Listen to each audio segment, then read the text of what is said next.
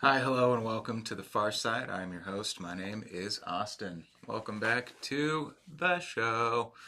Hope y'all are having a good week in and amongst all of this propaganda that we are currently so gloriously enjoying. I don't know about y'all.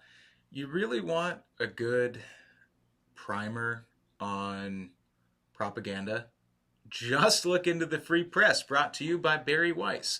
She is literally, and I do mean literally, using the exact same playbook that put the U.S. into the Iraq and Afghanistan wars with Iran right now, and it is delightfully hilarious. Um, Mostly because, as I said last week, as plenty of people have said, shout out to the great and honorable Judge Kurt Metzger, as well as the fantastic astronaut America Necro Shaman, Kurt Metzger, and Tim Dillon. He has said this once or twice, and I've seen plenty of people echoing this to some degree or another. Um, that we are currently in the middle of a massive propaganda sea change. Whoa, yeah. And let's just say the Free Press. I mean, we could start there. If you want to talk about, say, where we met last week, astroturfing and coordinated inauthentic behavior. There is a lot of that going on online right now. And particularly with the astroturfing, I don't think it's ever been easier than right now with social media and the ways in which that people can incentivize others to act or make content based along a popular trend that is inauthentic maybe to the message the creators wish to give, but it is exactly what whoever wants this narrative or this trend or this thing to evolve and become its own talking point to see if it gets picked up by the people with astroturfing and social media. So yeah, say you've got Bari Weiss using, again, it's just hilariously so similar to the messaging that we got back in the day. And then here we are now, 20 something years later, 26 years later, 24 years later, depends on how you wish to count. Um, and the great honorable Judge Kurt Metzger, astronaut extraordinaire shaman, and Tim Dillon, my favorite, you would be shocked he's gay man, and politician. I don't know what to say. Politician. Uh, let's just say, if there is a comedian that fits into the realm of actual like political jester maxing, it's probably Tim Dillon and Theo Vaughn. They probably get the full like jester max. John Marco Cerezi is dangerously close on this line.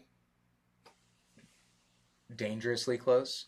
But he is, I think, just an avowed liberal. Hey, good for him. No, if you haven't noticed by now, I am decidedly apolitical in a way that is not I'm against politics or I'm just checked out from politics. Obviously not. But yeah, I can't sign on to an ideology or party line because it's too easy to see when you learn about things like, say, astroturfing, coordinated and authentic behavior, narrative laundering, or credibility escalator. Um, when you learn about things like LLM grooming, or like what we did, last week, the AI assisted selective uptake, the subjectively true timeline, which they absolutely used in legacy media things. Hey, we'll just mention 90% of this and we're not going to mention 10% of this because the 10% is what destroys our credibility in terms of our argument, what we're trying to report on. And personally, throwing it on my tinfoil hat, I do think the 24-hour news cycle and the way it was massively shortened in terms of every story over the course of the last 20 or 30 years has shrunk in its bite-sizedness, and how people are just trying to really create sound bites out of whatever they are reporting on, and the sound bite kind of gets reiterated from show to show. If you're watching MSNBC right now and you watch it for an hour and a half, as I did the other day, it is amazing. And I mean, it's the same on Fox. It is amazing to me the way each show will have, I mean, how do I say this? Each show will have like a different, it's like going to a different restaurant. One show is like the Chinese version of this. One show is the classic American hamburger version of this, and the other one is like your Italian American cuisine restaurant. You go into each restaurant thinking that you are getting Chinese food, thinking that you're getting a hamburger, thinking that you're getting spaghetti, getting some lo mein. But then it turns out in each single one, you're getting some exact version of the same thing. Say you get ground meat with stir fry in the Chinese restaurant. It tastes subtly different, but it is made of the exact same thing as when you go to the American hamburger restaurant and you get the spaghetti burger. That's literally just a burger with a bunch of spaghetti on it, and it's like their novelty thing. Hey, look at how amazing the spaghetti burger is. It's wacky and kooky and weird. Whoa, look at how much of a hipster you are while you eat this. Have someone take a fucking snap of you eating the spaghetti burger. Woo, marketing, woo. And then you go to the Italian restaurant and you get spaghetti bolognese.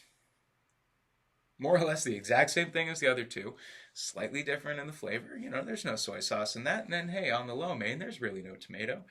But each thing you are watching is made of the same ingredients. Used very similar cooking processes to reach the end goal. And then just sort of plated it different with slightly different sauces. That's what it's like watching Legacy News these days. It is the exact same fucking meal every single time with a subtle different aesthetic vibe surrounding it. The restaurant decor is different. And a slightly different flavor profile, but you're still eating wheat noodles and ground meat. Each single thing. So I do think that the way that legacy media has been kind of doctored and squeezed, part of it, of course, as with anything in entertainment, and this podcast is a terrible example of that. Hi, hello, thank you for tuning in and watching.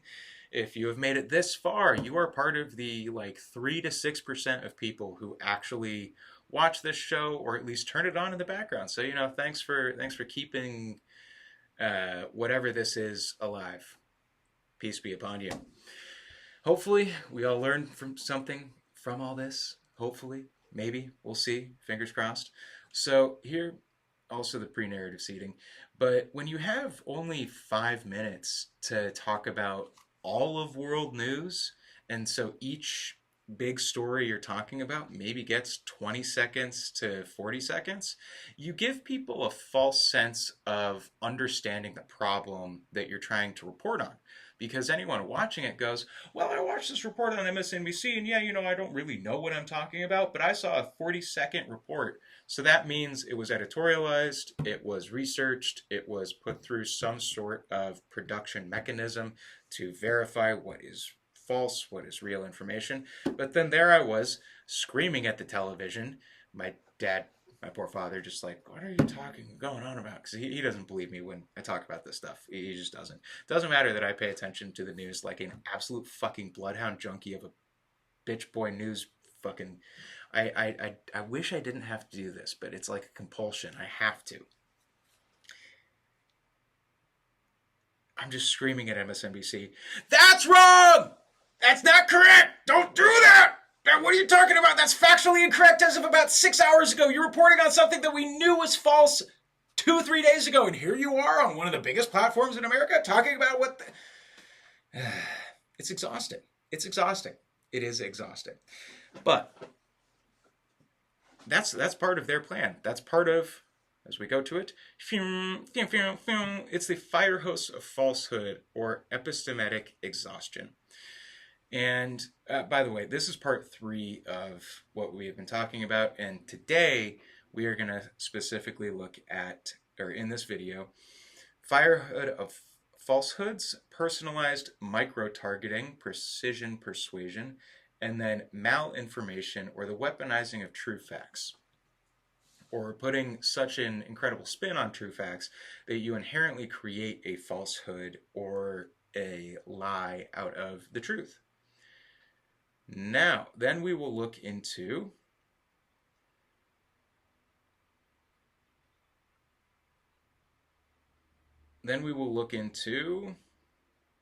Prison Break situation, how it was uncovered, some technical footprints, as just an example of modern propaganda operations and how it's working.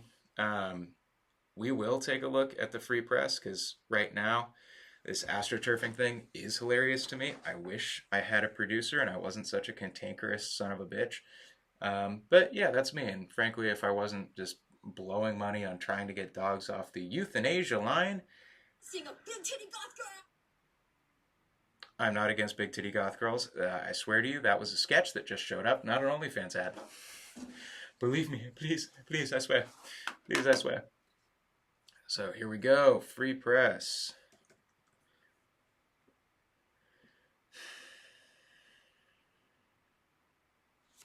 Here we are. So just to recap real fast,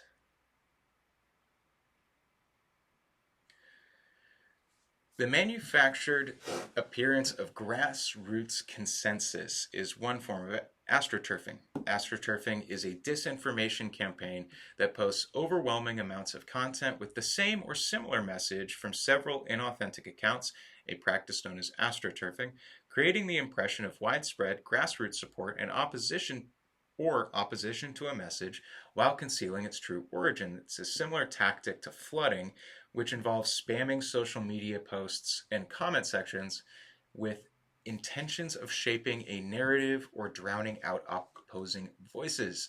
So the example for this one, obviously, being the Prison Break, where 50 account network seeded into large public communities is a lean example, meaning only 50 is low. I would argue that there are a lot of music production groups, music, like the big names, the studios, the really top level houses are currently probably using a lot of AI bots, allegedly, because I don't want to get sued, using AI, using bots, using LLMs, using, who knows, view botters in South Korea or Vietnam, Bangladesh, to do a modern day payola for certain artists that they're trying to push through. And I've seen this with some of them, and one that comes to my mind right now is Sophie Powers. And I don't mean to necessarily pick on Sophie. She seems like a nice enough young gal. I don't like her music personally, but I can see that it's what do they call it? Like hyper girl pop punk, something like that. So I mean, yeah, I'm not exactly the target audience for such a genre. But there's a lot of like, and then there's another gal, Sophia Isela. Sophia Isela is like who, and I'm probably getting her last name incorrect, I apologize, but it's kind of that like spoken word girl punk that like is talented, but also there's a lot of Yas Queen, you go girl hype that's carrying the talent. I'm going to use that word liberally, more than what you go forward. Because honestly, it's like spoken word poetry to music with a heavy amount of auto-tune vocals. And again, not my genre. I listen to like, fuck, I like a lot of classic rock. I like a lot of heavy metal. And these days I've been listening to a mixture of like Viking metal and pirate metal. Why? I don't know. I enjoy it. Leave me alone. Shout out to Sabaton over there. So I I'm not one to judge people's musical tastes. If you like Sophia Isella or Sophie Powers, great. Fantastic. Good for you. I do hope you enjoy whatever concert you see them in. But there's definitely a lot of like for Sophia Isella, she is putting words to a certain amount of feminine rage that, you know, she's perfected the I'm too hot for this, or I'm too kind of like, and you know what? Go for it. Go for it. But I have watched their kind of careers and how things go. And Sophia Isella seems to actually resonate with her audience in a way that Sophia Powers just does not, or Sophie Powers. And a lot of Sophie Powers stuff is like, when you're looking at it, it's a lot of performance gimmicks. It's a lot of, hey, look at me while I do this like social media trend and trying to be like, I'm aura farming, not realizing that if you're talking about aura farming, you're doing it wrong. Where Sophia Isella talks about how, she has a song where it's like, it's weird that you guys go jerk off to 18-year-old girls. Fair message. And that resonates with her audience. So then when she's on stage talking those parts, and she kind of like, I'm not even being facetious, she actually drops trout. She's wearing like boy spandex though, so it's not like crazy weird sexy in terms of like she's got a bikini on. Well, not bikini, I guess these days would be a thong, but it's meant to be like oh, you thought you were getting a view at my coochie. Nope, I'm wearing boy shorts. Kiss my ass. And then you go into the comments of those clips, and people go, she's aura farming. It's like, look, could that be? I mean, it does seem like she's got well connected, maybe well off parents. So could some of that be view botting or people artificially talking about it? Sure. But I've also seen the videos of the like audiences at her concerts. She's got a solid audience. And a lot of young ladies, I think, resonate with her message of, hey, you want to sexualize me and turn me into some fantasy object for you? Fuck you, I don't want to do that. And it's like, yeah, that resonates with young women. Yeah. What do you want me to say? Sophia Isella being, or Sophie Powers. I don't care what I'm gonna do it myself. Well, why don't you put me on mute? It's like, yeah, it's the same kind of like sing talking shit. Lot of reliance on auto tune, and just they'll pan the video to like the first one row of people in the crowd, and then it pans back and there's like no one there, and then you look at how many likes she gets compared to the comment section and how many times it gets shared, especially with musicians get shared more often than other forms of content creation because people want to show off, hey, I found this thing, I like their music. Shout out Hot and Freddy, that's how I found you guys. So you get the sense that there are because back in the day it used to be a studio would go and pay, it's kind of a ancient form of astroturfing, payola. They would pay the radio or the studios, hey, look, you need to play my artist, and I will give you $1,000 every time you play him. And that's why you would hear Nirvana endlessly back in the day. Or these days, what? Charlie XCX? You telling me payola doesn't exist anymore? Please, it does. Why do you think we don't hear the same artists over and over and over and over again when you tune into radio? It's almost like they're still paying off some of their ancient payola contracts. I can go to 95.5, 102.7, 106.7. And I will hear the exact same shit I heard going to school, coming home from school with my mother when I was 12. That's how the radio works these days. So, going back to the free press, and See, I'm not exactly wanting to say that everything the free press does is astroturfing, but it definitely feels like a bit of narrative spin. Let's see if I can do this. Okay, there we go. So this post is saying the idea that the most powerful country that the world has ever known is being puppeteered by a country the size of New Jersey is an extraordinary claim. You would expect you would expect overwhelming evidence. In reality, there is a little to substantiate it. What? What? There's actually a lot to substantiate it. One thing you can look at is the amount of PAC money for pro-Israel interests is funneled into like just Congress alone.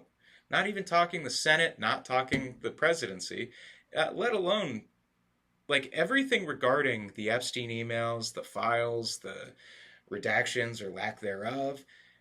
The amount of pro-Israel multimillionaires to billionaires that are running around with someone who very well talks about being a Mossad agent and talks about doing all these things.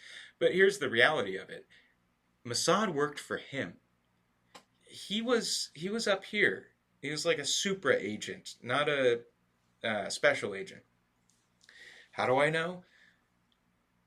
I don't, but it seems like because the body that they brought in had a prostate, Epstein had said multiple times, and there's record of him not having a prostate or having to have it removed due to some sort of infection or injury or whatever.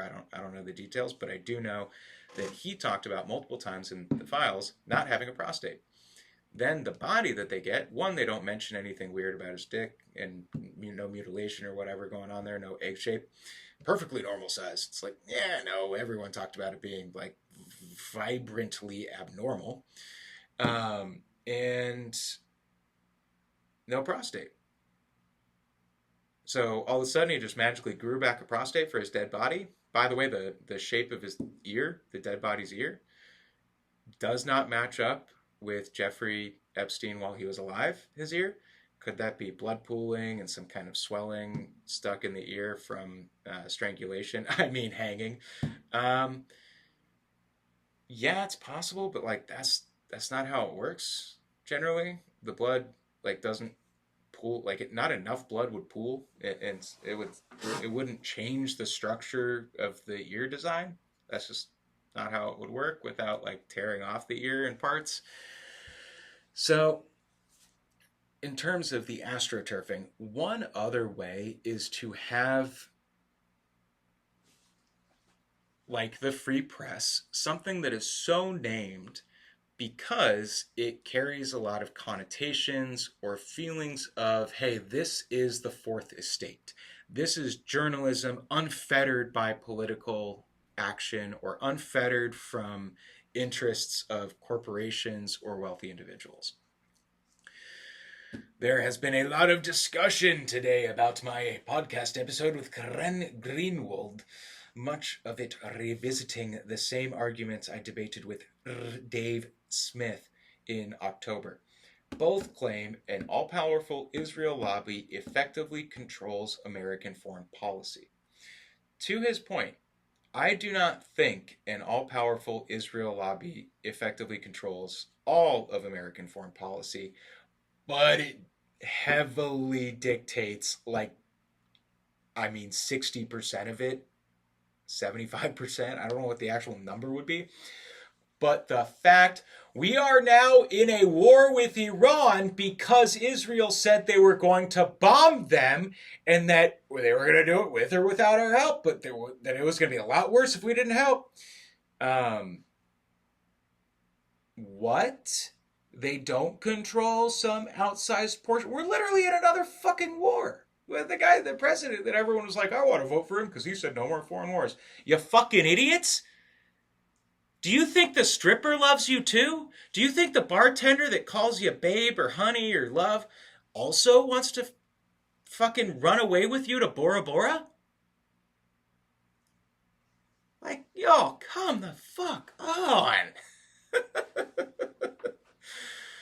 It's like a rattlesnake crawled in your boot, and you're like, it's living in there because it likes me. No, it's there because it's warm. You move too quick, it's gonna fucking bite you. Might be a dry bite, you might survive that, but it's gonna bite you. Why? Because it's a rattlesnake!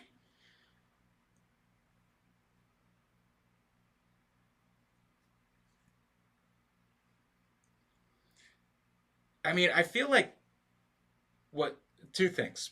One, there is a absolutely you go on any social media and it's all like X especially the amount of anti-Semitic, just straight up anti-Semitism that's like fuck the Jews. All of a sudden, how dare they? Look at all the tiny hats and look at what they're doing. And then you scroll around a little bit more and it's like we need to get rid of all these black people in the entirety of Europe. Get rid of all of them. Kill them all. And it's like whoa, that's a lot.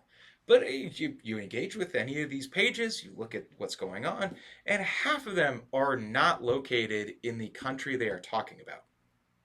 So, like the British ones that are talking about, look at all these evil, terrible things that are going on. We need to just get rid of all of them. It's like, I don't. See, I feel like someone else is making these things so that you feel more destabilized and unsafe in your own country. Is England having a lot of real issues? Yes. Is it an unfortunate reality that many of the countries from which many of these immigrants have come from, or migrants, is they don't treat women very well, and go to those countries and ask around because it's true. And yeah, I remember like India at one point was having a huge problem with gang sexual assaults. I don't want to go full R word because wow, the algorithm has been fucking kneecapping me because I say that stuff. So gang rape in India. I remember when I was a teenager in high school, that was a big thing, and people would talk about wanting to go to India and experience the ashrams and the spirituality of the Indian people. And a lot of people go, yeah, but be real careful if you're a woman going by yourself, for example, or even as a man going by yourself. Seal on Tour, I watched some video of him where he was taking part in Holi, the festival with all the colors and the colorful dust or chalk. And Holi? I apologize. Ignorant American, bad at pronouncing Hindi.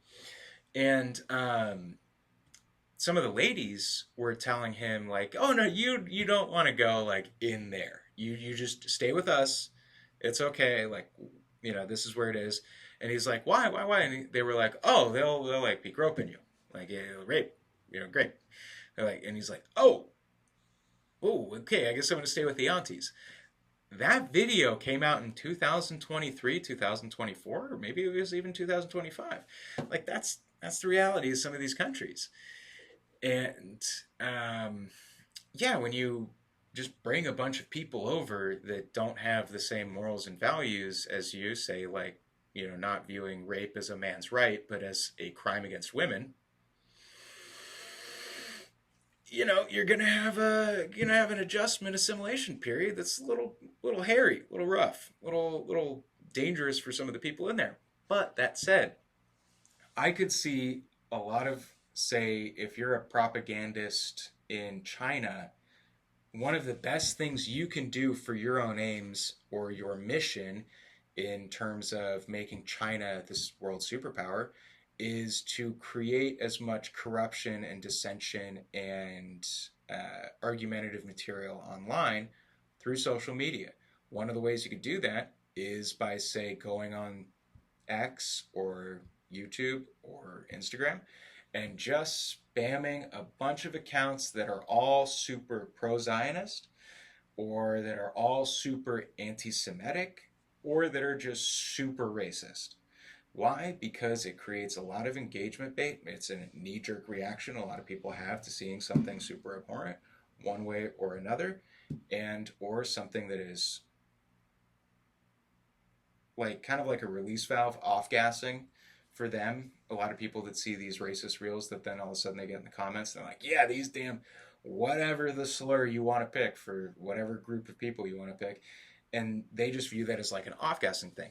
I view that as AI trying to get accurate information on how racist people are or how bigoted people are, whatever, jingoistic. So that's why you should be careful with saying racist shit online. One, I mean, some of it you could venture or hazard. Some of it's kind of funny. Most of it is rage bait in the extreme, and frankly, I mean, to me at least, pretty disgusting. But hey, what do you know? One guy. So when you have this kind of coordinated astroturfing, you got to wonder, is this all coming just from China? Is this actually coming from America and all this anti-Semitism in America? Or is this coming from somewhere else, tried to make it look like anti-Semitism in America, for which, I mean, Israel would probably have a vested interest in making a lot of anti-Semitic bots and pages because it secures their position that, hey, look at all this anti-Semitism in the world. That's why we need money from you, Mr. America. We need money from Uncle Sam to fight the anti-Semitism, because look at all the anti-Semitism online. There's so much anti-Semitism online, so we need millions and billions of dollars. I think there is a coordinated astroturfing by wealthy, powerful Americans that are not Jewish and are not associated with Zionism nor with Israel, period. That have a, again, vested, literally invested interest in making America seem run by the Jews. Because if they do that, then they can do a bunch of fuck shit behind the scenes, and while everyone's going, look at the Jews and all the bad things they're doing, how dare they take the money and do the fighting in the Israel and the Iran and the blah, blah, blah. And meanwhile, they're like, fuck, we are poisoning everyone with glyphosate. We've just built 50 new data centers up your ass, using your urine as water to cool it down, and you didn't even notice. Why? Because the Jews. You were too busy paying attention to the thing that we wanted you to pay attention to. Two things can be true at once. Does Israel have an outsized, effective control of American foreign policy compared to any other country in the world? Yes. Yes, it does. 100%. If you substituted France for Israel for anything I just talked about, we'd all have a lot more questions. We'd have a lot more questions. That's all I'm saying. So, that's almost like opposite astroturfing, where you get to this and it says, criticize America's foreign and domestic policy as much as you want. There's plenty to criticize. I agree. But don't blame it on Israel and its supporters. What an odd thing to say. Oh my God. Just what an odd thing to say. It's almost like you saw all the people that were saying the things about the Israel, and you just were like, whoa. Huh. Strange. I just guess it's not us. It's not Israel. It's just ignorant. It's ignorant. Yes. First off, you really want a serious rabbit hole for that? It's not Israel. It's just ignorant. Look into, first off, I do think Michael Jackson was touching some kids. I just, you're not gonna shake me of that opinion. I worked with people that were sexual assault victims, and among other things, for a little bit, and the stories you hear would shock you, will keep you up at night, and will put dark circles under your eyes. I heard some very bad stories. That's why I don't think that Michael Jackson was innocent.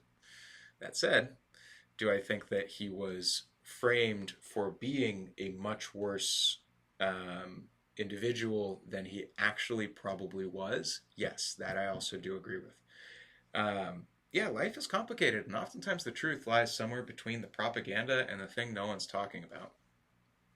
So Michael Jackson had all these people around him that are weirdly suspiciously connected with Israel. And right about the time that he was doing a similar thing to Kanye, where he's like, hey, I've got these music producers that are both very pro-Israel and very, Jewish, actually trying to destroy my career and my legacy. And then all of a sudden he dies. It's like, jeez.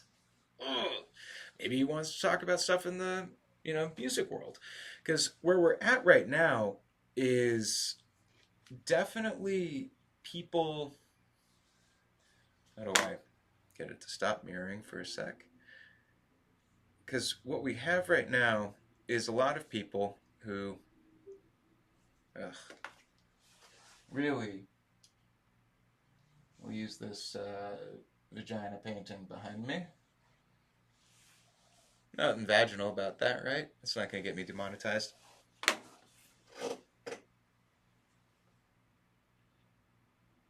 Looks like a frog that got turned into an experiment. You're trying to figure out the guts in middle school.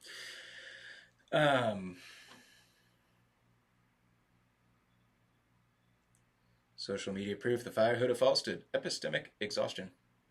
So one of the ways that this kind of stuff where it's like blame Israel and its supporters, the Israel lobby is real, but not uniquely powerful. Like many lobbies, it can secure modest legislative achievement, and mostly at the state level. The idea that it dictates or even significantly influences our foreign policy is totally nonsense driven by ideology. Ted Cruz, popular senator for some fucking reason, and a bunch of other people have recently had slip-ups where they're basically like, yeah, our first allegiance is to Israel. It's like, you are a U.S. senator. Your first allegiance should be to the United States, not to Israel. That's just how it is. If you're, frankly, and I'm not even like a huge, like, pro-America, America first, fight them all, get them all out type individual. I'm just an expert in propaganda. And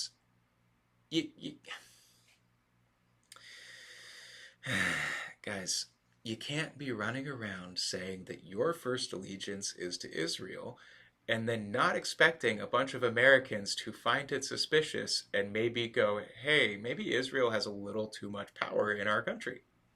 You just can't. Just wait till they find out how many politicians are also being blackmailed by England and Russia and probably fucking France. Like, guys, it's just one big, ugly, disgusting blackmail game up at the top. There is a slush fund that is paid for by the American taxpayer to pay out for sexual assault allegations in Washington amongst congressmen and senators.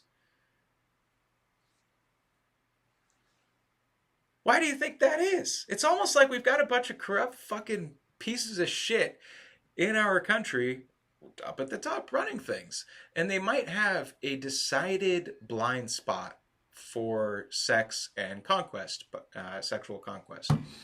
So it might be a very easy way to get blackmail on them. Again, you don't even need to work that hard at it. You just bring a bunch of hot French women around and put one 17-year-old in there. One 16-year-old in there, one 15-year-old in there, somewhere that's below the age of stated legal consent for that country, and boom, you've got someone that is probably one. How do you fight that allegation? Oh, I didn't know. I thought all this. It's like, well, you should have. You did the thing. That's a crime. Problem. That's a problem. How do you solve it?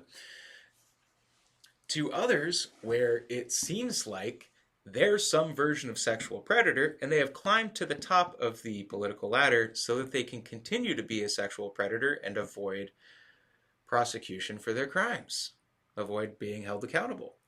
So that you have an entire slush fund for this shit, and that Congress had voted to not release a bunch of, like, basically like oust all these reports of sexual assault by something like I think only 64 Congress people voted against it, and they're like 300 something voted for it. Like, nope, we're gonna keep this sealed. It's like, maybe Israel and maybe Other countries too. Again, y'all, it's not just Israel. And anyone that is trying to make you think it is just Israel or it is just the Jews is running an astroturfing campaign on you so that you don't pay attention to the fuck shit they're doing. Again, they're spraying glyphosate all over. If you look at the cancer rates in different parts of the countries, you know what you're going to find? That the places that have the highest rates of cancer have the highest rates of glyphosate or Bayer Monsanto pesticide usage. But we've got a bunch of fucking sexual predators that all have crimes under their belt. Not all of them, but most of them legitimately do have crimes. That's not even alleged. And that's why they have to have this slush fund. It's like, maybe this sex thing is an absolute fucking blind spot for our country and for other espionage interests, say like that of Israel or that of France. I mean, French women are beautiful. Israeli women are also beautiful. Maybe there's a way that not even using the children and the Jeffrey Epsteins, you just have a married congressperson sleep with a hot 27-year-old. And you just show them the pictures and go, we'll blow up your wife, your whole family with this thing. So you either play ball and vote in the way that we France wants, or you don't. What do you know? What do you know is going on here? Now, that said, we are moving into an era that I think is affecting a lot of people right now. And if you're feeling tired, overwhelmed, all this stuff, that means that this next topic is working. And that is the fire hose of falsehoods and how that leads into epistemic exhaustion. It's a very 1984 Rand Corporation, Brave New World type way to control your opposition, control narrative, control basically whatever you want in the downstream effects of how your messages or how you don't want your messages to be interpreted. So rather than persuading people that a particular thing is true, this model aims at something more insidious, which is making people give up on the project of knowing what is true at all. Now, that has always, it's new in the sense that because of how much access we have to information with the internet, and especially the lives millennials have led in recent years, we think we can just go online and find out what's really happening. And we were spoiled by that deeply. It made us intellectually lazy, and it made us very, very gullible. And that's one of the problems and one of the predicaments that we are currently in right now. We all got very lazy in thinking, and here's the thing, y'all. Once upon a time, we used to send children to the mines to work in factories for 16 hours a day. Why? Because their tiny hands could fit into places within the machineries that adult hands just couldn't. And when you get the skinny kid arms, you can just get the things. It doesn't matter to that, We don't even know how many kids were brutally maimed or killed in these factories. You think the people willing to throw children into meat grinders were keeping track of how many children got lost in the meat grinder? Just use a little bit of logic here. So then when you go to your psychiatrist back in 1900 or 1890, you're like, I'm sad, I'm having all these issues. That normally we would just go, you're depressed. Like, you need to do some things with your life or figure out some coping mechanisms, meditation, exercise, good diet, getting out of your current circumstance, maybe. That's a pretty solid cure for depression. They just give you cocaine and heroin. You had a cough, you went to your doctor, they just give you fucking arsenic. I mean, a health craze back in the 19-teens and 20s and 30s was like taking radioactive shit and putting it in a pill and eating the pill. Like a little radioactive water holder. Look, this adds extra electrons to the water, makes it better. No, it gave everyone fucking terrible cancers and probably other types of diseases that we were just like, well, whoop. But that was before any kind of digitization or any sort of mass ability to share information. So we just didn't know that was killing everyone until a bunch of people just like kind of all got together at some conference or were talking as doctors going, yeah, do you notice like a lot of people that do this uranium cake water are just like dying of weird fucked up disorders? You're noticing it too? Oh, I'm noticing it too. Okay, so 15 years after this thing gets released, everyone's going, whoa, this is terrible for you. This is very bad. So that's the thing. You used to, on a like gut level almost, and again, not that long ago in the human time span, as Joe Rogan would say, a couple people ago, you would have to use your own experience, your own gut sense of things, and your own knowledge of the world to figure out if you are being lied to or if you are not. And frankly, back 100 years ago, you had a lot less experience, a lot less knowledge of the world, and a lot less capacity to share information than people do today. So, don't give up. If you are feeling lost and overwhelmed because of all this stuff, do not give up, but I would tone down the amount of bullshit you're bringing in. I have seen plenty of things from everything that's like Instagram sites like Carry the Fire or, fight the tyrant, tyrant slaughterers or all that kind of stuff. And then you see the other things with predictable history, all these like authoritative sounding names that have infographics that are very astute. And a lot of that's probably fake propaganda that's put out by someone for this false set of information to exhaust you, to make you go, wait, what am I supposed to believe? What am I supposed to pay attention to? Like my spidey sense was tingling because I had to respond to some emails that were supposed to be responded to. So good thing I responded to them. Yeah.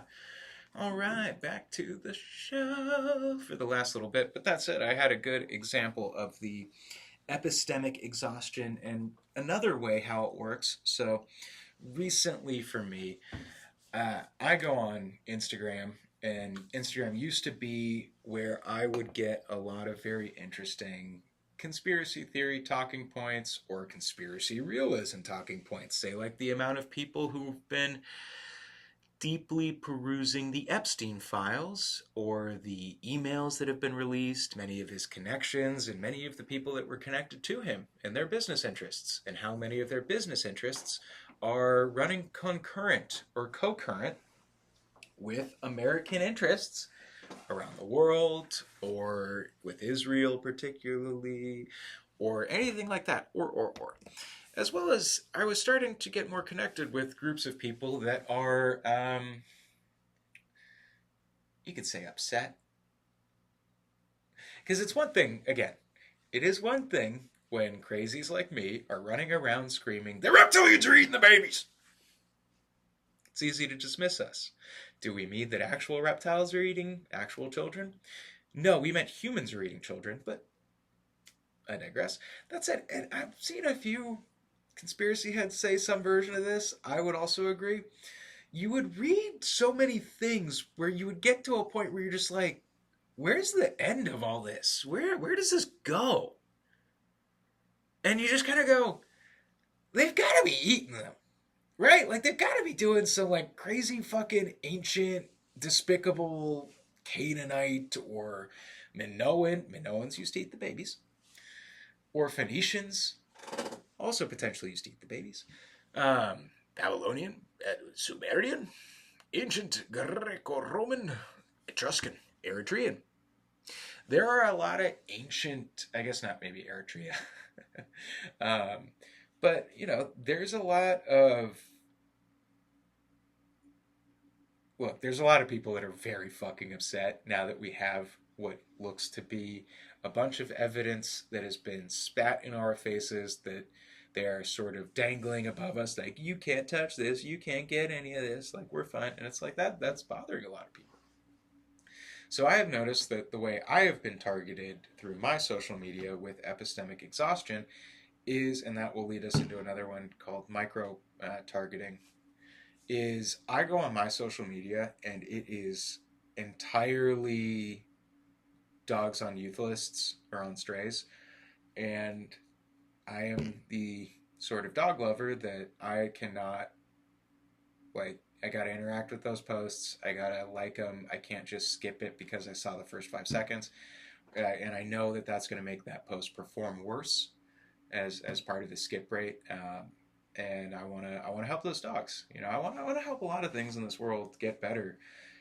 We can only do so much with our finite times that we have in life, and you gotta pick a corner and like work on your corner, like a messy room that's too much for you to clean up in a day. Do what you can in a corner, and maybe someone else will come along after you're gone and pick up the pace. Maybe they'll be better at you than you did it, but they wouldn't get into that room and start doing it if they didn't see that someone else had already begun the problem. So I've got, I'm down one rescue dog, but I've got 2 rescues, and I love them dearly. Are they challenges? Do I need to hire a dog trainer that knows how to deal with some of their unique breed characteristics? Yes, because my big old pity bowl, he saw one of his dog brothers, my mom's dog, get bit up by a golden retriever, and he has been a different dog ever since then. Doesn't matter that my mom's dog was annoying the shit out of that golden retriever, and the golden retriever just fucking snapped. Just matters that my dog is now no longer allowed at the doggy daycare. With my other dogs, he's allowed to go by himself, and he is a very different, very anxious and scared dog when he's there by himself. But when other dogs now come around, ever since that happened, maybe a year or so ago, he does not like it. So we gotta work on that with the trainer. But I love my dogs. They're not going back to the shelter. We're gonna figure it out. That said, I get hit with the epistemic exhaustion because I read these stories of how these dogs ended up in the shelter, and I'm like, oh my god, if you had my dog, you would have put this thing in the shelter like fucking years ago. But I'm gonna work through it. We're gonna figure it out. I got knuckleheads. At this point, I'm curious, what would it be like to have a super well-bred dog that never had any bad things happen to it, that got to not be neutered at 4 months, that I think caused some neurological issues or lack of development in my big old pity boy. But we're figuring it out. We're working on it. But it's exhausting to me, that compassion. So I basically had to create another Instagram profile just to actually get back to the conspiratorial stuff and not be heavily watered down by all the dog content. Again, a targeting that feels real, and I guarantee is hitting a lot of people right now, because I'm seeing people posting comments from all over the world being like, I'm in Italy, how is this terrible here in California? I thought California loved animals. And I'm like, we also got a lot of people that don't particularly take care of their dogs well, or they have a very childish, immature view of dogs and their dogs and how their breeding business is going to run. Or, you get them from homeless folks in Los Angeles like I did mine. It's a problem. A lot of people breeding dogs, overbreeding dogs, oh my god, abusively breeding dogs, just to fund their drug habit. It's pretty despicable. But again, so we'll go to the RAND Corporation's foundational 2016 paper on the Russian fire hose of falsehood model outlined how flooding the internet and social media with false claims featuring a lack of consistency or any relation to the truth was effective in creating confusion and getting people to tune out because there was simply too much information. Because there is also, as we were talking about earlier with the astroturfing and coordinated and authentic behavior, is there is a knee-jerk primal reaction in people to say, I'm seeing all these posts, there's got to be something true to it, because otherwise tens of thousands, hundreds of thousands of people all wouldn't be talking about this thing. They just wouldn't. And it's like, well, because they aren't, because they're not real people, because they're bots. It's just, yeah, you know, drown it out with the evil and the lies. But at this point, you don't even need to. So, like some of that predictive history or Professor Chang, look, he says like a lot of cool stuff, and it's great, like encapsulations of um, conspiracy realism meets kind of the strange things that markets do if you really pay attention to them in conjunction with the things that may be happening behind the scenes of the world. But then he makes these simplistic eighth grader leaps. And again, this is one of those fucking things that I learned in film school that will never leave me and is an immediate knee jerk reaction of you're fucking lying to me or you're trying to propagandize me. Is if you're trying to talk at like a super high level, like a super adult intellectual, hey, check out, soybean futures and how soybean futures are a predictive market for when we might be entering conflict with China. I'm kind of making something up that there apparently is something to do with like the soybean index and relations with China that's like it does fluctuate up and down based on that. And then he goes, and then the Freemasons control it all, or the Vatican, the Jesuits. And it's like, dude, when you go from soybean futures to fucking eighth grade conspiracy bullshit, and I do mean 13-year-olds are meant to grasp this, or people that maybe aren't that smart, who don't know much about it. It's like, wow, some Dan Brown shit? You're telling me that these Jesuits are behind the scenes? And it's like, yeah, the Jesuits are the CIA for the Vatican. First off, yes, I do agree with that. The Vatican has outsized amounts of wealth and power and influence in this world, but all their influence is soft power. Do I think the Vatican controls the world? Fuck no. That's such a simplistic thing. And it's so easily and nicely packaged. It's like when some people, and I've seen this more and more on, say, like Instagram on the conspiracy side, is the Jews control it all. Look at how the Jews control it all. And it's like, okay, first off, Israel propagandists working for their military absolutely will put stuff like this out. And it's funny because it'll be like a Colombian woman being like Colombian, and like, why does she have an Israeli accent? Why is her account based in Tel Aviv? I thought she was in Medellin. Like, what are you doing? Like, come on, this is just silly. Like, do a little fucking homework. Your propaganda, Israel, will be so much better if you just fucking treat people with some respect. See, that's the thing. The Russians, they kind of treat people as like adults with respect. And that's where Professor Chang, that's how I know he's a fucking CIA cutout. Because he's doing the same thing the CIA taught the fucking Hollywood people to do. The thing that destroyed Hollywood, or at least in part, make everything to an eighth grade level. It dumbs people down. It just does. It makes them complacent in thinking that the world is full of eighth grade level solutions, that it's full of eighth grade level villains.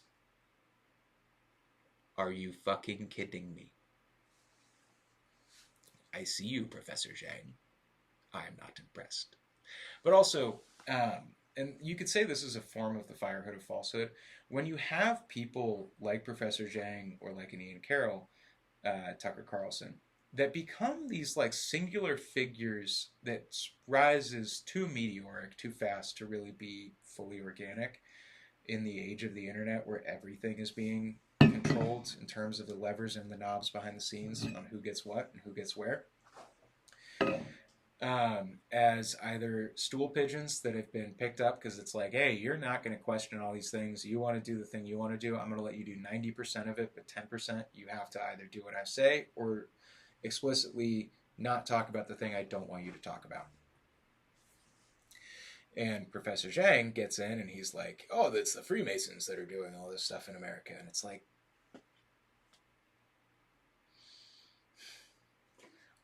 are there Freemasons at the top that might be doing some fuck shit? Sure. Are there a bunch of oil barons and chemical industrial plant barons that don't give a flying fuck about the Freemasons and are literally poisoning our country? They have nothing to do with the Freemasons. but they're poisoning everyone to increase their bottom line. I live in an area where we just found out that they're spraying massive amounts of glyphosate in all of our rivers and waterways that all go out to the ocean where I go surf. And I mean, my dog last summer was having seizures. And it all related to this glyphosate pesticide over spraying in the areas where we would go hike. Why are they spraying glyphosate in areas that they're trying to bring back the natural ecosystem, which I live in a chaparral. A chaparral is defined as a coastal scrubland or kind of semi-arid desert sort of savanna that's usually by a coastline. Southern California, that's how it's very similar to areas like, say, Armenia, various chaparral places in the Middle East, and Portugal, Spain, another example. I think New Zealand has a bunch of chaparral zones, and Southern California. And it's a very delicate ecosystem. It's one of the problems we're having trying to bring it back, is how delicate it is and how easily it's taken over by invasive plants. Looking at you, mustard. And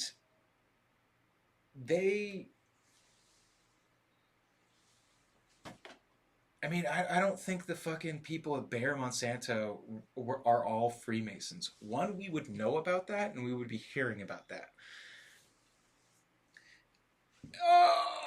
Again, it's people that don't want you paying attention to the actual evil fucking motherfucking diabolical scum. I like how scum's making a comeback, because we're just like calling them a racist or a bigot or calling them evil, vile, like child abusers kind of lost its sting. So now we're going back to like 1950s, like, see here, you scumbag, you're not getting one over on me. Here's, you sees. And yeah. So again, people that are actually fucking you over want you to think that it's someone else that has less power than they do and is something of a joke. But then there's also some people that are pulling the levers and strings of power who are putting out a bunch of firehood of falsehood, being like, look at all the Jews controlling everything. And it's like, hey, Streisand effect, unfortunately, is going to affect you, because you guys are kind of putting your fingers in a lot of honeypots, and it's causing problems for us, both foreign and domestic, in terms of our affairs here in America. You've actually kind of brought more view or more scrutiny from the eye of Sauron that is the internet to what you're doing. So, whoopsie daisies. So the model has been amplified by AI's ability to, the Firehose model, that is, to produce content at scale for negligible cost. AI-driven fake news sites grow tenfold in 1 year, flooding the infosphere with low-cost, algorithmically generated propaganda. So that's one thing that makes propaganda now a little different than any other time before, is you can jerry-rig or DIY your propaganda, kind of massage it into various trends. And look at like the way the White House is doing it, where they will have, like, they had their DHS infomercial with Theo Vaughn being like, oh, sorry, but I got to put it, peace. That was completely not related, and I think actually scared Theo Vaughn a little bit, because I'm sure he got a lot of death threats from that. And it's basically just done to try and put propaganda down a path of trending algorithmic stuff. So, again, it just gets to be massaged into the public general conversation much more easily, and then take over its market share much more quickly than it could have in the past, let alone due to the AI-driven nature of this content generation. This mass production of content, combined with the known fact that falsehoods spread faster than truths on social networks, creates a perfect storm. Even moderately convincing AI fakes can achieve wide circulation before fact checkers can respond. So that's where you get people doing like slightly slowed down versions, or shallow fakes, slightly slowed down versions of Pelosi speaking or Trump speaking to go both sides of the aisle, and people go, look, they're old and the dementia's getting them. It's like, no, there's other stuff to show that they're old and they probably shouldn't be in that office, but you know, we're going to ignore that fucking Nancy Pelosi is the best stock trader in Washington. You telling me that's not happening without inside knowledge? She's like one of the best stock traders in the entire United States. You telling me that happens with zero? I mean, well, yeah, let's get the people who make the laws and are making a bunch of money off their in-depth knowledge of laws to investigate themselves. And what do you know?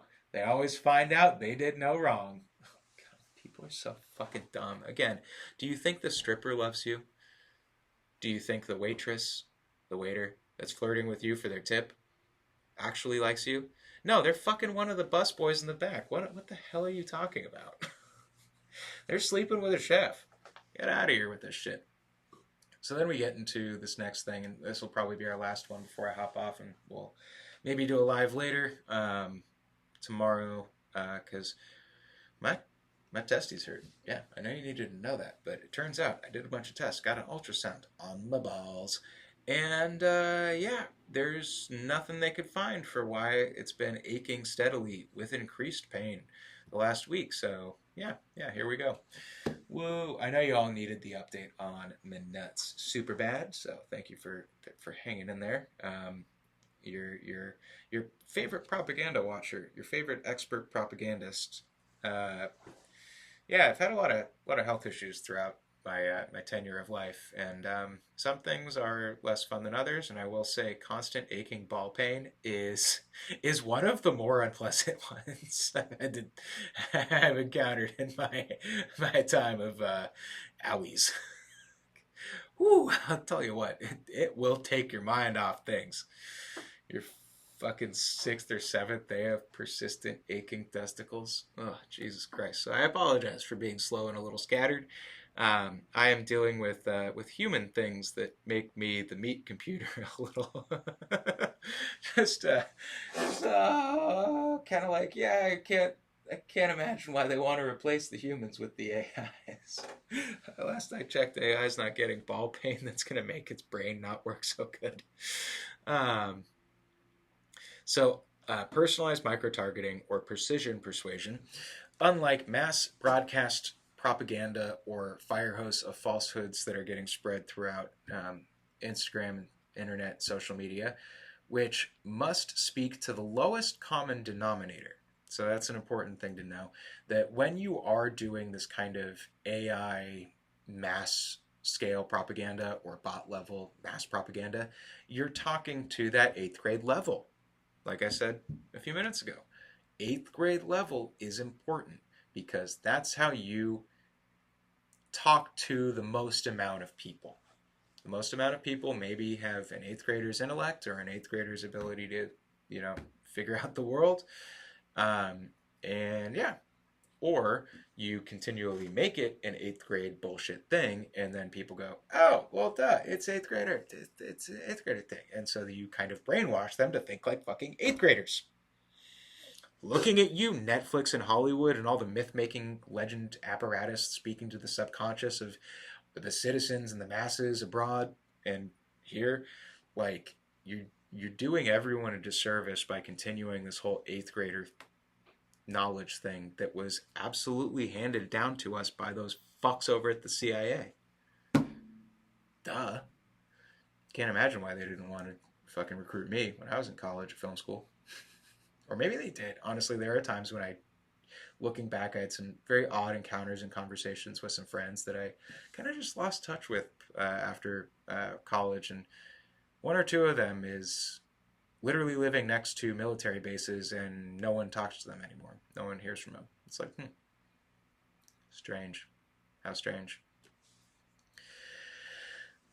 So AI-enabled micro-targeting can serve to individually tail narratives or algorithmic feeds, say your Instagram feed showing you just poor downtrodden dogs to keep your mind off the conspiracies and keep you from connecting with people who are very, very, very upset by the Epstein files and the emails that we're reading.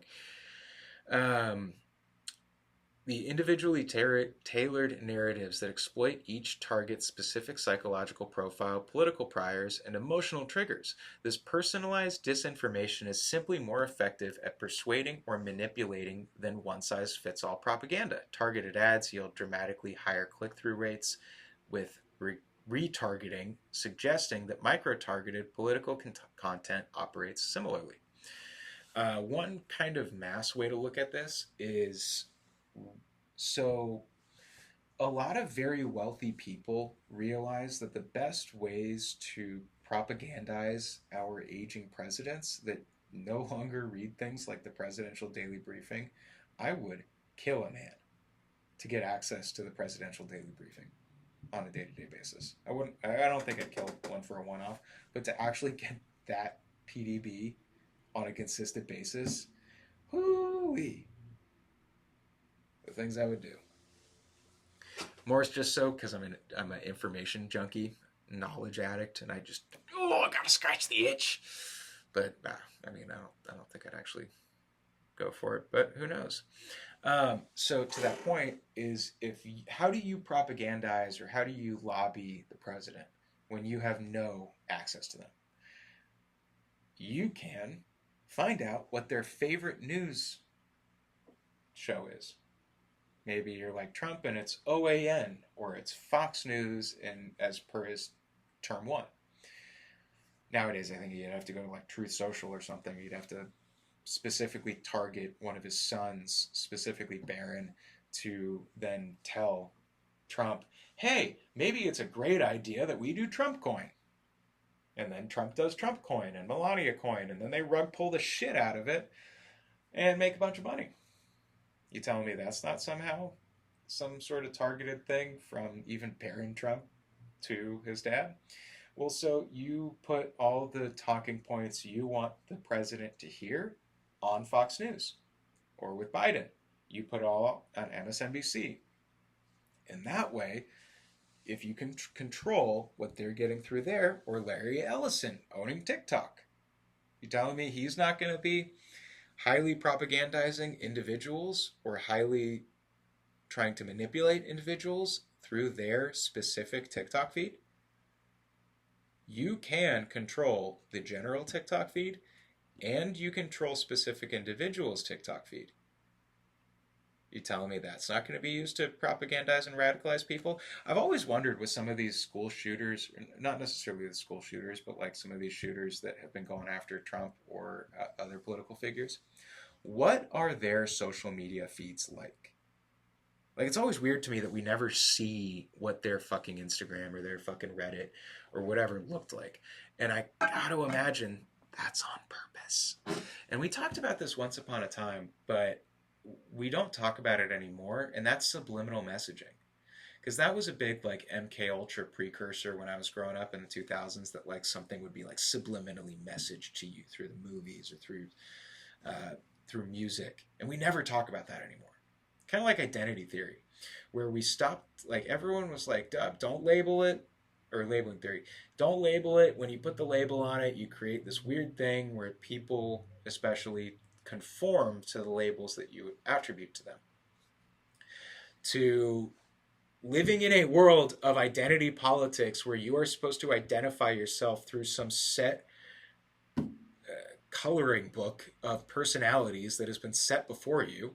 That, I like this and I like that, and I guess these 5 things make up my identity because I'm too fucking retarded to think for myself and create my own intellectual capacity. I think some people just don't have the capacity to do it.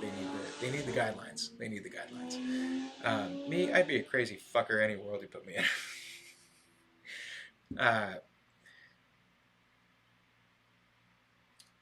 When you give everyone that essentially coloring book of personalities and identities to pick from, it becomes significantly easier to market to them because you can just market to their identity instead of them as an individual.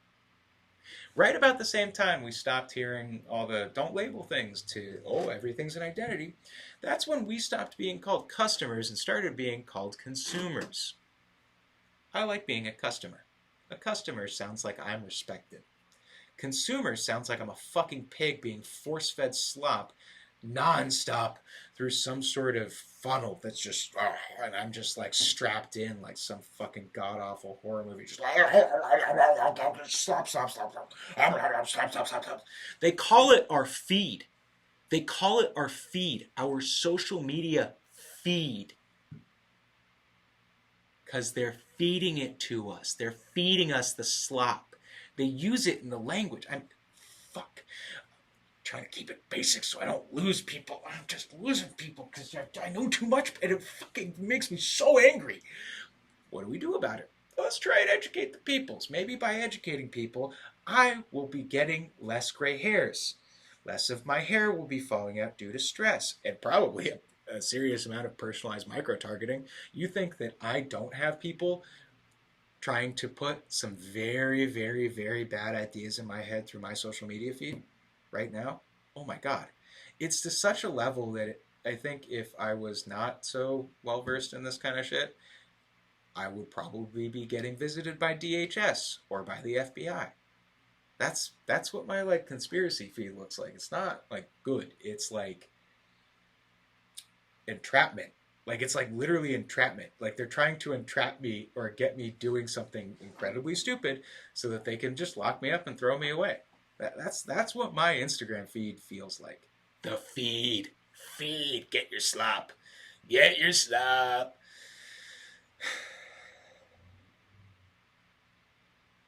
Okay, one last thing on the identity thing. The looks maxers, fucking clavicular. One, that is to get that is some trick by the U.S. government to get young men fit and healthy again. I swear that's just some bullshit on the back end that we'll find out in 25 years is actually what happened with clavicular and this looks maxing bullshit. Guys, just Google metrosexual. It's like everything has like a 20-year cycle before it comes back into vogue. 2006, everyone was talking about Metro, being Metro. Just meant you like tried to dress up well, or I mean, there were people that took it too far, but like anything, it's like it just be you, I guess. Use different elements or avenues, and if you really need the identity to lock yourself in, great. That's what you need. But I also think the whole clavicular thing, it's a way to create a identity type that is just, I want to do this thing to make myself as good looking and beautiful as possible. And that is the Trojan horse that the multi-billion-dollar beauty company, I think the beauty industry in the US is like $134 billion. I could be wrong. But, you know, that massive industry is primarily based around female consumers. And so they want to get male consumers. And how are they going to do that? Well, by creating a bunch of fucking homunculi that don't make any sense in the real world, that are kind of spreading a lot of false bullshit information. Like, say, Mr. Sam Sulek. I think he's good at what he is, but that's not a healthy man. That's not a healthy man. That is a man that is big. He's got big muscles, and he's doing peptides. But there's some part of me that's like, again, like Professor Chang, why is this Sam Sulek character getting so popular? Is it the authenticity? Is it the way he's lifting the weights? Or is he getting artificially inflated and you could say a bit of mass personalized disinformation by the army wanting to have, hey, like we want you guys being fit and jacked and in good shape because it makes it easier to turn you into a soldier. Well, looks maxing is one way to do that. And then the beauty industry goes, hey, we want to sell men mascara and concealer. How do we do that? Well, through the looks maxers. Because these are deeply insecure individuals that are like, well, I'm already going to do that, even if I'm not popular. But then they get popular, and then people go, well, so many people are watching this guy and talking about this guy that he must be true in some level. He must be telling us something that is valid, verifiable. Right? Wrong.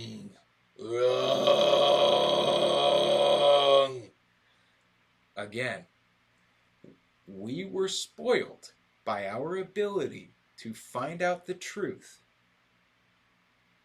because of social media and the internet. We were very deeply spoiled by it. And that golden age of finding it out online, that's gone. Now we're going to need to use AI because it is probably the only way to sort through all the information necessary. Don't let your AI do all your thinking for you. Use it as a research assistant. Figure out ways. But again, how can you trust it to be a good research assistant if you don't know you can trust it? Ask it to sort things. Ask it to source everything. Everything. Ask it to create a bibliography after the fact. Again, trust but verify. Trust but verify. Because again, I'm not against AI. I'm not anti-AI. I kind of see it as an inevitable evolution of human consciousness, the same way that a bunch of Neanderthals were probably looking around one day going, the fuck is that? You guys see this thing? The fuck is that? Because they were looking at some Cro-Magnons running around. And they were like, it's tall. It's kind of skinny.